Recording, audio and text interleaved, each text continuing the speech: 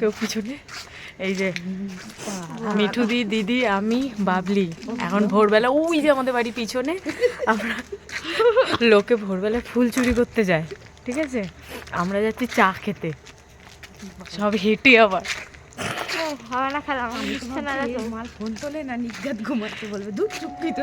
ও চুপকি, আমাদের ওঠার কথা 5:30টায়, ঠিক আছে, সেখানে এখন 5:45 বেজে গেছে।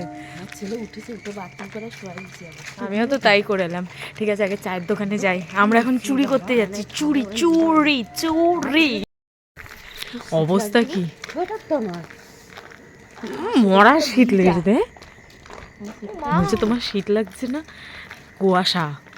কুয়াশায় আক্রমণ, আজকে অল্প কুয়াশা আছে, কালকে যে পরিমাণে কুয়াশা ছিল আজকে নেই।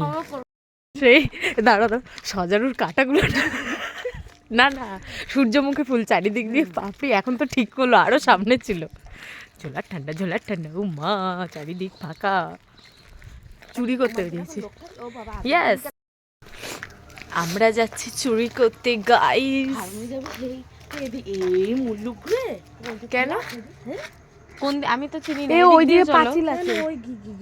ও চলো, রাস্তা মিস্টেক, চুরি করতে এসেছি কিন্তু রাস্তা চিনি না কেউ।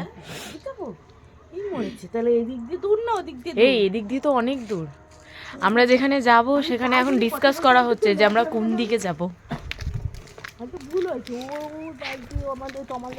হ্যাঁ হ্যাঁ, তাহলে আবার চলো। কোন দিক দিয়ে?